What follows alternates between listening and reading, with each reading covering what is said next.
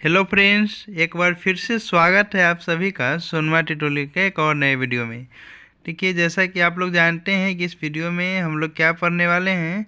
BA semester 1 Hindi MIL 23 से 27 वालों के लिए वीवीआई ऑब्जेक्टिव क्वेश्चंस को। ठीक है, ये तीसरा पार्ट है। इससे पहले ऑब्जेक्टिव का 2 वीडियो मैं बना चुका हूँ, ठीक है, और एक सब्जेक्टिव का। तो 3 वीडियो हो गए, 2 ऑब्जेक्टिव का बनाए हैं और ऑब्जेक्टिव का ये तीसरा वीडियो है जो हम लोग पढ़ने वाले हैं। और इसके बाद इस वीडियो में देखते हैं कि कितना क्वेश्चन कवर हो पाता है, क्योंकि अभी तो हम लोग ग्रामर वाला मतलब व्याकरण का क्वेश्चन कर रहे थे। ठीक है, अब बुक वाला भी करना है, तो नेक्स्ट वीडियो में मैं कंप्लीट कर लूँगा। दोनों वीडियो आज ही आ जाएंगे आपको, क्योंकि आपका एग्ज़ाम 9 और 10 तारीख को है ना, एमआईएल का। तो देख लीजिएगा आपको किस दिन पड़ता है। मैं दोनों वीडियो आज ही प्रोवाइड करा दूँगा, एक सुबह और एक 12 बजे के टाइम में। ठीक है, तो आप लोग बने रहे हमारे साथ, और हमारे चैनल पे नए हैं तो सब्सक्राइब कर लीजिए। ठीक है, और वीडियो अच्छी लगती है तो लाइक ज़रूर कीजिएगा। तो चलिए अब हम लोग पढ़ना स्टार्ट करते हैं। तो देखिए, पहला क्वेश्चन आज का 60 नंबर क्वेश्चन हम लोग पढ़ लिए थे। ठीक है, कमर कसना का अर्थ। कमर कसना का क्या अर्थ होता है? इसका सही आंसर होगा कठिन परिश्रम करना, यानी ऑप्शन ए कठिन संघर्ष से जूझना होगा कमर कसना का अर्थ। ठीक, चलिए अगला क्वेश्चन है कलम तोड़ना, है ना। कलम तोड़ना का अर्थ बताना है, मुहावरा है ना। तो कलम तोड़ना का अर्थ क्या होगा? तो बहुत अच्छा से लिखना है, मतलब कलम तोड़ दिया, इतना अच्छा से लिख रहा है ना, तो क्या होगा? बहुत अच्छा लिखना। देखिए, आप लोग एक बार देख भी लीजिएगा तो याद रहेगा एग्जाम में, अगर बाई चांस पूछ दे क्वेश्चन।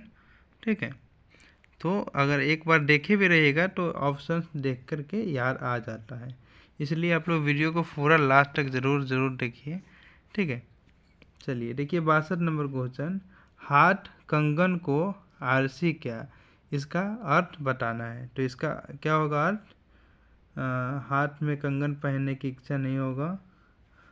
हाँ, प्रत्यक्ष को प्रमाण किया है, इसका आंसर होगा ऑप्शन सी, मतलब प्रत्यक्ष को प्रमाण किया है, इसका होगा मुहावरा का अर्थ। चलिए 63 नंबर क्वेश्चन देखते हैं कि अंधेर नगरी चौपट राजा, है ना। मतलब नगर भी अंधेरा है और राजा भी वहाँ का चौपट है। इसका सिंपल आंसर हो जाएगा ए, जैसा राजा वैसा प्रजा, है ना। चलिए कुछ क्वेश्चन व्याकरण में बचे हैं। ठीक है, 2-3 क्वेश्चन, उसके बाद हम लोग बुक से करना स्टार्ट करेंगे। ठीक है, 65 नंबर क्वेश्चन है आम का आम गुठली का दाम। मतलब क्या होगा इसका? आपको बताना है दोगुना लाभ, है ना। ऑप्शन ए सही है ना, दोगुना लाभ, यानी आम का आम गुठली का दाम हम लोग नहीं कहते हैं। चलिए अगला क्वेश्चन है कान भरना। कान भरना का अर्थ क्या है? चुगली करना। क्या है? चुगली करना, ऑप्शन बी सही है। कान भरना का अर्थ है चुगली करना।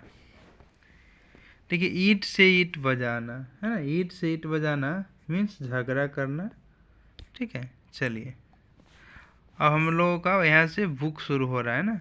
हिंदी यूनिट 2, वो यूनिट 1 में अभी हम लोग पढ़ रहे थे जो व्याकरण दिया गया है। ठीक है, यूनिट 2 टोटल 3 यूनिट है एमआईएल में। ठीक है, तो यूनिट 2 में ये गद्य रचनाएं यानी कहानी है। ठीक है, और यूनिट 3 में कविताएं हैं। तो पहले कहानी का हम लोग पढ़ लेंगे, फिर कविता का पढ़ेंगे। क्लियर? चलिए तो देखिए पहला हमारा जो चैप्टर है बेटों वाली विधवा, है ना, जिसको कंपोज किया गया है, लिखा गया है, रचा गया है प्रेमचंद जी के द्वारा। ठीक है, तो इन्हीं से जुड़े क्वेश्चन आपके एग्जाम में पूछे जाएंगे। देखिए प्रेमचंद का जन्म कब हुआ था? तो कब हुआ था प्रेमचंद जी का जन्म?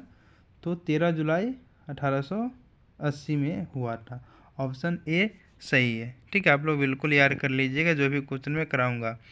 देखिए दूसरा है प्रेमचंद जी का जन्म कहाँ हुआ था? तो कहाँ हुआ था? तो लम्ही में हुआ था। कहाँ? लम्ही में। चलिए अगला क्वेश्चन है बेटों वाली विधवा, है ना, कहानी के लेखक कौन है? तो सही आंसर होगा प्रेमचंद जी।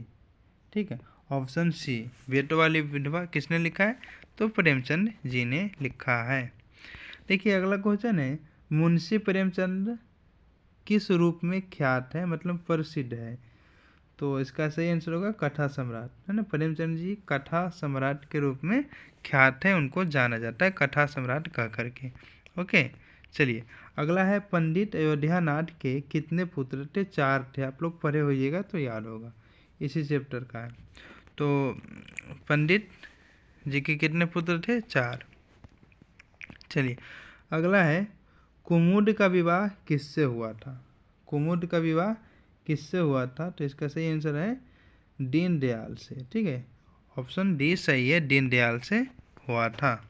चलिए अगला क्वेश्चन है फूलमती के किस पुत्र ने अखबार में आपत्तिजनक लेख लिखा था? किसने लिखा था? तो चलिए इसका आंसर हम लोग देख लेते हैं। सी यानी कामतानाथ, है ना, कामतानाथ इसका सही आंसर होगा।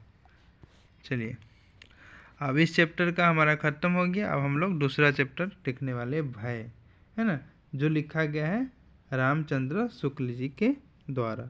ठीक है, भय चैप्टर से जुड़े हुए क्वेश्चन को देखने वाले हैं।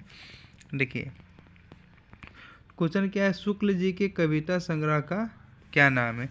ठीक है, थोड़ा मैं जल्दी कर रहा हूँ क्योंकि वीडियो बहुत लंबी हो जाएगी। जितना ज़्यादा क्वेश्चन मैं चाहता हूँ एक ही वीडियो में करा दे, एक ही 2 वीडियो में, ताकि आपके एग्ज़ाम में ज़्यादा टाइम बचे भी नहीं है ना, कि आपका काम हो जाए। चलिए तो शुक्ल जी के कविता संग्रह का क्या नाम है? तो मधुस्रोत। इसका सही आंसर होगा बी, यानी मधुस्रोत। ठीक है, ये वाला। चलिए अगला क्वेश्चन है निम्न में से कौन सी रचना आचार्य शुक्ल मतलब रामचंद्र शुक्ल की है? पूछ रहा है। तो इसका जो सही आंसर होगा त्रिवेणी, है ना, ये ऑप्शन डी, त्रिवेणी जो लिखा गया है किसके द्वारा? शुक्ल जी के द्वारा। अगला क्वेश्चन है भय निबंध है। अब यहाँ पे ही क्वेश्चन में भी एक आंसर बन जा रहा है कि भय क्या है? तो निबंध है, ध्यान रखिएगा। तो निबंध के लेखक कौन है ना, लेखक कौन है? तो आप लोग पढ़ ही रहे हैं, शुक्ल जी, रामचंद्र शुक्ल जी। चलिए अगला क्वेश्चन है दुख या आपत्ति का पूर्ण निश्चय न होने पर कौन सा मनोभाव उत्पन्न होता है? दुख या आपत्ति का पूर्ण निश्चय न होने पर कौन सा मनोभाव उत्पन्न होता है? इसका आंसर बताना है, जो कि आप लोग कमेंट करेंगे। बहुत इजी क्वेश्चन है ना, कमेंट करके हमें बताएंगे। ठीक है, इसका आंसर क्या होगा? चलिए अगला क्वेश्चन देख लेते हैं।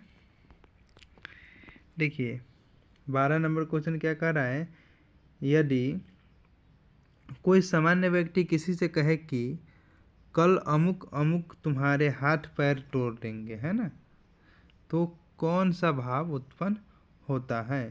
तो इसका जो सही आंसर होगा आप लोग बता सकते हैं। भय नहीं होगा, शोक चिंता नहीं, इसका सही आंसर होगा क्रोध। क्रोध आएगा ना, कोई बोलेगा तुम्हारा हाथ पैर तोड़ देंगे एकदम अच्छे से, तो क्या होगा? क्रोध आएगा, उसको उसी समय फिटने लगेगा, कल का इंतजार कीजिएगा नहीं। चलिए अगला क्वेश्चन 13 के कह रहे हैं कल तुम्हारे हाथ पांव टूट जाएंगे, ऐसा वाक्य सुनकर क्या अनुभूति होगी? चलिए इसका सही आंसर है भय होगा, है ना, भय होगा। कोई धमकी देता है तो भय हो जाएगा। जैसे कि कोई यहाँ पे धमकी की बात नहीं है, कल तुम्हारे हाथ पैर टूट जाएंगे, ऐसा कोई श्राप समझ लीजिए कोई बोल रहा है, तो ये बात आपको मन में ना भय उत्पन्न करती कि सच में ना टूट जाए, तो इस तरह से है। ठीक है, चलिए अब अगला चैप्टर है गेहूं और गुलाब, जो लिखा गया है इससे पिछला भय था गेहूं और गुलाब, राम विलिस बेनीपुरी जी का। टोटल 5-6 चैप्टर है आपको पढ़ने। ठीक है, चलिए गेहूं और गुलाब से क्वेश्चन हम लोग देखते हैं। तो देखिए राम विलिस बेनीपुरी जी का जन्म कहाँ हुआ था? ये सही आंसर होगा मुजफ्फरपुर में हुआ था। कहाँ हुआ था? मुजफ्फरपुर में, कटरा में हुआ था। ओके, चलिए अगला क्वेश्चन है राम वृक्ष बेनीपुरी जी का जन्म अब कब हुआ था, वो भी पूछ रहा है। तो सही आंसर है ए। ठीक है, 1902 में हुआ था। अगला क्वेश्चन है राम वृक्ष बेनीपुरी के पिता का नाम था, क्या था? तो फुलवंत सिंह था, ऑप्शन ए। देखिए आप लोग कमेंट ज़रूर कीजिएगा कि वीडियो अगर लंबी हो जाती है वो ठीक, कि 3-4 वीडियो में क्वेश्चन दे वो ठीक, आप लोग कमेंट करिएगा। चलिए देखिए, राम वृक्ष बेनीपुरी किस रूप में ख्यात है? किस रूप में ख्यात है? इसका जो सही आंसर होगा कवि के रूप में, है ना। पुरी जी कवि के रूप में ज़्यादा ख्यात है। ओके, चलिए अगला क्वेश्चन, राम वृक्ष बेनीपुरी की रचनाएं किस विधा में उपलब्ध होती हैं? तो इसका सही आंसर है कहानी, उपन्यास, नाटक सभी में होगा। ठीक है, ऑप्शन डी सही है। कहानी के लिए भी पुरी जी प्रसिद्ध है, उपन्यास के लिए भी और नाटक के लिए भी। अगला क्वेश्चन है, मैदान जोते जा रहे हैं ना, बाग उजारे जा रहे हैं, गेहूं और गुलाब का लाइन ध्यान रखिएगा। मैदान जोते जा रहे हैं, बाग उजारे जा रहे हैं, किसके लिए है? सिंपल आंसर है ना, गेहूं के लिए। चलिए अगला क्वेश्चन है, गेहूं और गुलाब के बीच आवश्यक है संतुलन, है ना। क्या? संतुलन होना चाहिए। ओके, ऑप्शन बी सही है। 21 नंबर है, गुलाब की दुनिया किसका प्रतीक है?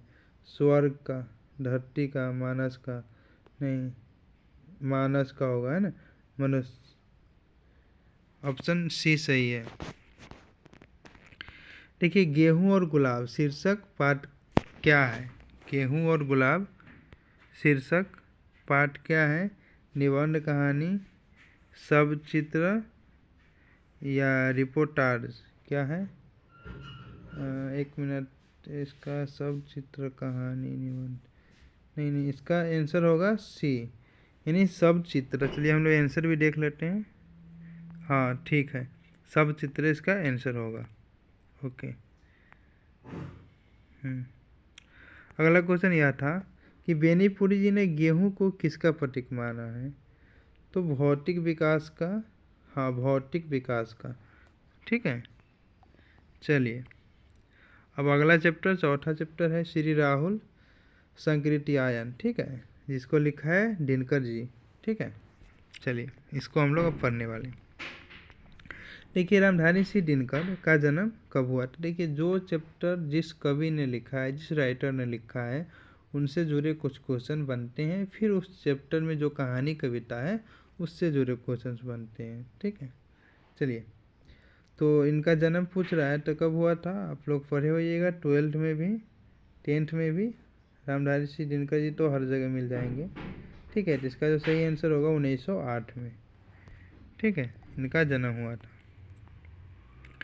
देखिए, दिनकर जी का जन्म कहाँ हुआ था, है ना? सिमरिया में हुआ था क्या, भागलपुर में हुआ था? बोलिए। तो इसका जो सही आंसर होगा सिमरिया में। ठीक है, सिमरिया मुंगेर बिहार में, बिहार में पड़ता। हाँ, मुंगेर बिहार में पड़ता। ठीक, चलिए अगला क्वेश्चन है, दिनकर जी मुजफ्फरपुर कॉलेज में हिंदी विभागाध्यक्ष कब बने? हिंदी विभाग के अध्यक्ष कब बने थे मुजफ्फरपुर में? इसका जो राइट आंसर होगा ऑप्शन बी 1940 में। ठीक है, चलिए अगला क्वेश्चन है कि दिनकर जी को निम्न में से कौन सा पुरस्कार दिया गया था? पद्म भूषण। ऑप्शन बी सही है, पद्म भूषण। ठीक है, चलिए अगला क्वेश्चन है, दिनकर जी भागलपुर विश्वविद्यालय के वाइस चांसलर कब बने? तो इसका जो सही आंसर है 1964, यानी 1964 में ये वाइस चांसलर बने थे भागलपुर के विश्वविद्यालय में। देखिए, दिनकर किस युग के कवि हैं? दिनकर किस युग के कवि हैं? तो इसका जो सही आंसर होगा ऑप्शन ए, छायावरोत्तर युग के कवि है दिनकर जी। चलिए अगला क्वेश्चन है, दिनकर को किस रचना के लिए साहित्य अकादमी पुरस्कार दिया गया था? तो इसका जो सही आंसर है, देख लेते हैं हम लोग, सही आंसर क्या होगा इसका? ऑप्शन बी, संस्कृति के 4 अध्याय इनके द्वारा लिखा गया रचना है, साहित्य है। मतलब इसके लिए अब इनको साहित्य अकादमी पुरस्कार दिया गया था। ठीक है, राहुल सांस्कृत्यायन का पहला नाम क्या था, ये पूछ रहा है। तो इसका जो सही आंसर है ऑप्शन ए, रामोदर दास। चलिए अगला क्वेश्चन है, राहुल जी किस मत के पोषक थे, उनका मतलब तो अनीश्वरवाद। ठीक है, ऑप्शन ए सही होगा, अनीश्वरवाद के मत था इनका।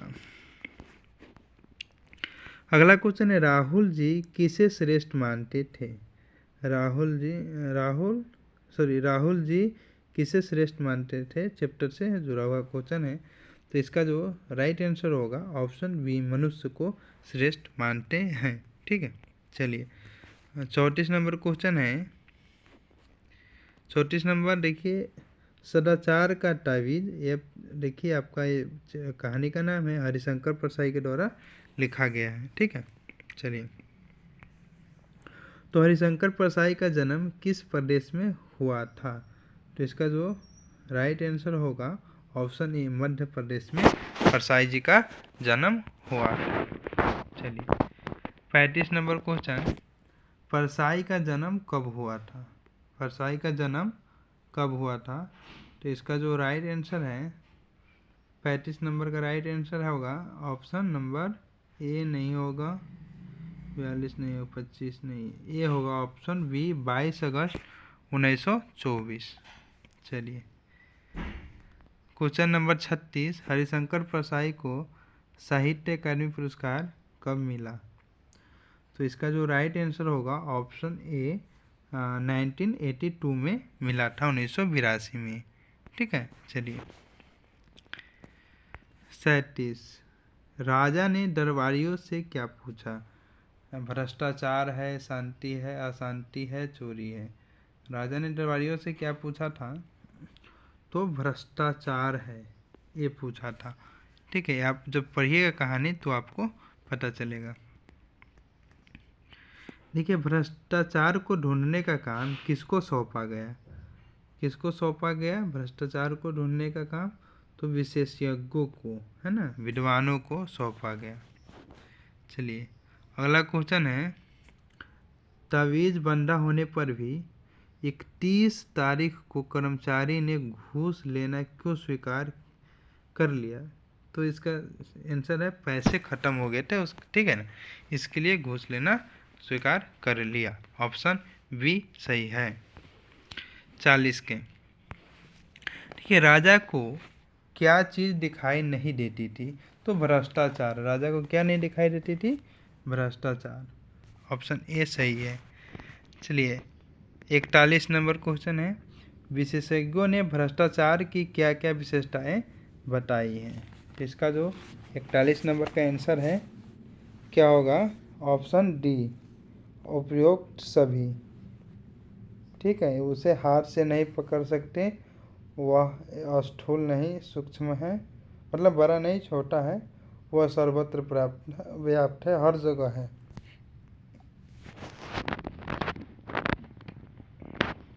नेक्स्ट है, देखिए नेक्स्ट, मंत्री ने भ्रष्टाचार मिटाने का क्या उपाय सुझाया, है ना। तो इसका सही आंसर है 42 नंबर का, ये तीनों होगा, है ना, यानी ऑप्शन डी, उपयुक्त सभी।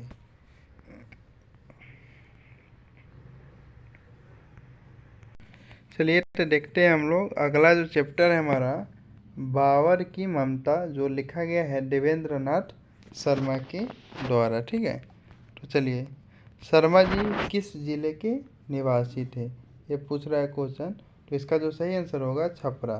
शर्मा जी कहाँ के थे, तो छपरा के थे। ठीक है, चलिए अगला क्वेश्चन है, वही देवेंद्र नाथ शर्मा जी का जन्म कब हुआ था। तो इसका जो राइट आंसर है ऑप्शन डी, 1919 में हुआ था। चलिए अगला क्वेश्चन है, बाबर की ममता की विद्या क्या है, मतलब निबंध है, एकांकी है, स्मरण है, क्या कहानी है। तो इसका जो राइट आंसर है एकांकी। क्या है, एकांकी। देखिए एकांकी किसे कहते हैं, तो ये नाटक ही होता है पर बहुत छोटा होता है। ठीक है, चलिए देखिए, औलाद उस बादशाहत से भी कहीं ज़्यादा प्यारी चीज़ है। ठीक है, यह कथन किसका है?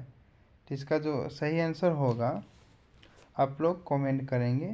एक बुक से भी आप लोगों के लिए क्वेश्चन छोड़ रहे हैं। ठीक है, चलिए कि औलाद उस बादशाहत से भी कहीं ज़्यादा प्यारी चीज़ है, यह कथन किसका है? चलिए, सॉरी आंसर तो आप लोग देख लिए पर फिर भी कमेंट करिएगा। देखिए, बाबर की ममता के रचयिता कौन है? तो देवेंद्रनाथ शर्मा। चलिए अगला क्वेश्चन है 48 नंबर। देखिए क्या है कि बाबर की ममता एकांकी में किस बादशाहत का पुत्र प्रेम वर्णित है? इसका जो राइट आंसर होगा ऑप्शन ए, बाबर का। ठीक है, कि नाम से भी स्पष्ट है बाबर की ममता। ठीक है, बाबर की ममता किस प्रकार की रचना है? तो एकांकी है। क्या है? एकांकी है। देखिए 50 नंबर क्वेश्चन क्या कह रहा है?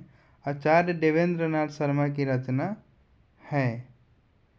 तो साइकिल, सदगति, बाबर की ममता, आचार्य देवेंद्रनाथ शर्मा की रचना है। यहाँ पे ऑप्शन में कुछ गलत है।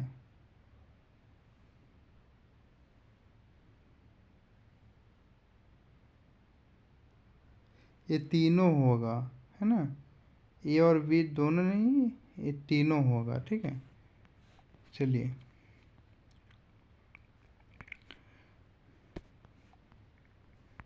देखिए, दवा बीमारी की होती है, मौत की नहीं, यह कथन किसका है?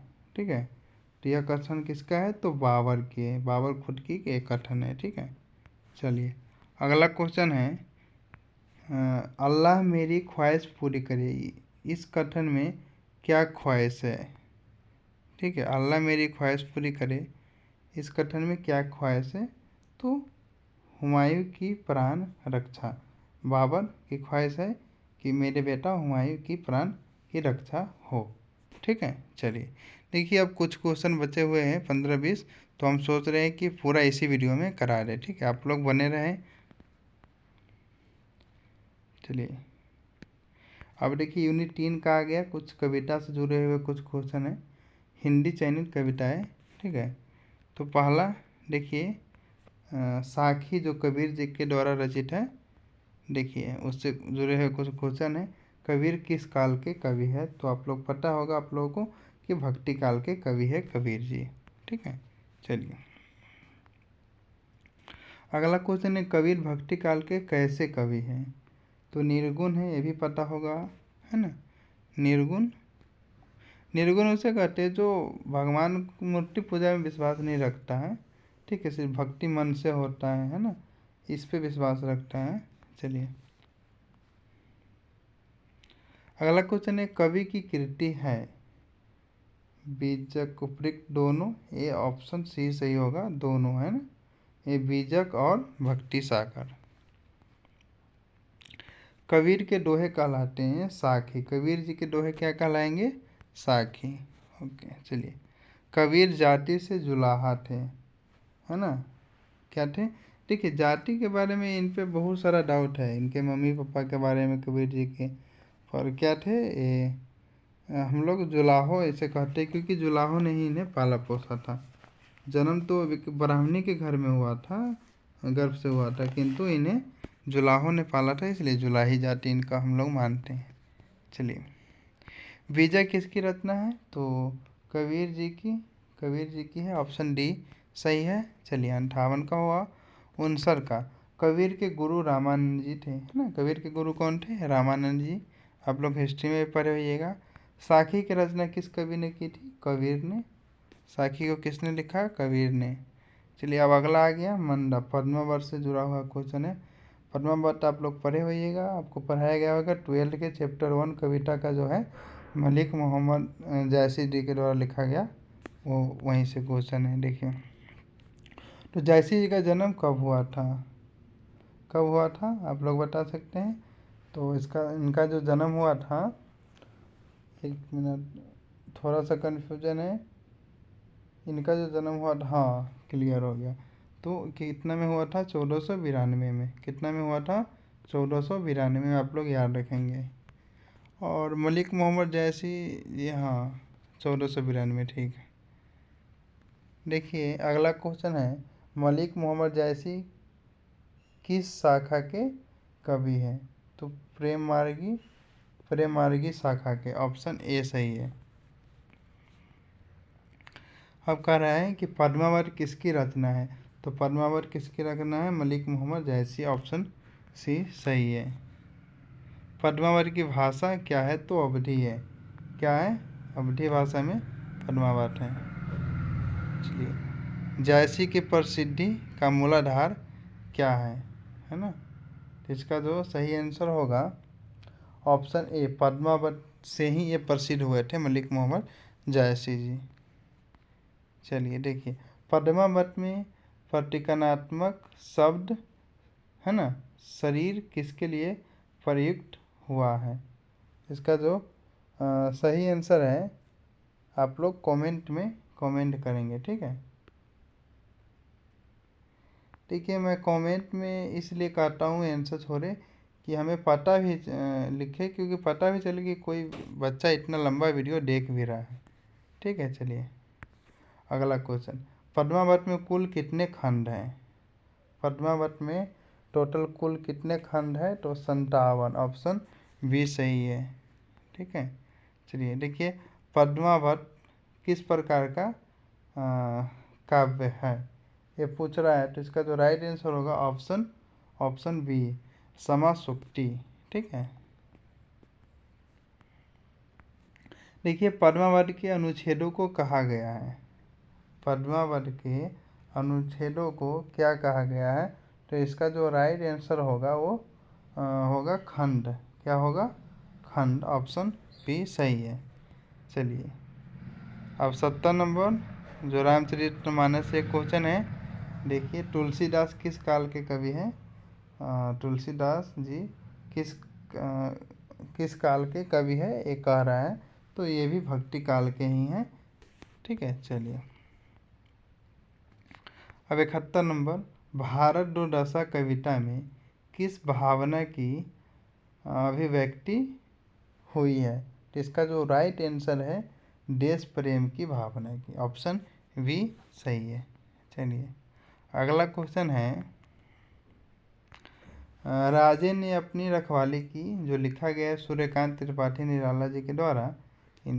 इसी चैप्टर से क्वेश्चन है। देखिए, निराला की पहली कविता कौन सी थी, यही पूछ रहा है। तो इसका जो राइट आंसर होगा, हाँ, वरदे वीणा वाहिनी दे।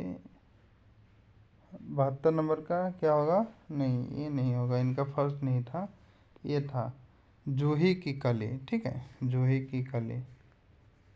नेक्स्ट है, निराला किस युग के कवि थे? तो किस युग के कवि थे? ऑप्शन नंबर सी सही होगा, छायावादी युग के कवि थे। 74 नंबर क्वेश्चन है, राजे ने अपनी रखवाली की शीर्षक कविता निराला की किस कृति से संग्रहित है? इसका जो राइट आंसर होगा ऑप्शन नंबर बी, नए पत्ते से संग्रहित है, ठीक है। चलिए, तो यही लास्ट क्वेश्चन था। अब हमारा हिंदी का ऑब्जेक्टिव सब्जेक्टिव टोटल कंप्लीट हो गया है, ठीक है। तो आप लोग अगर यहाँ तक वीडियो देख रहे हैं तो बहुत बहुत धन्यवाद। चलिए मिलते हैं नेक्स्ट वीडियो में किसी नए सब्जेक्ट के साथ। आप लोग कमेंट करेंगे, कई बच्चों का कमेंट था MIL इंग्लिश के लिए भी, तो उसका वीडियो आ जाएगा, ठीक है। चलिए मिलते हैं नेक्स्ट वीडियो में।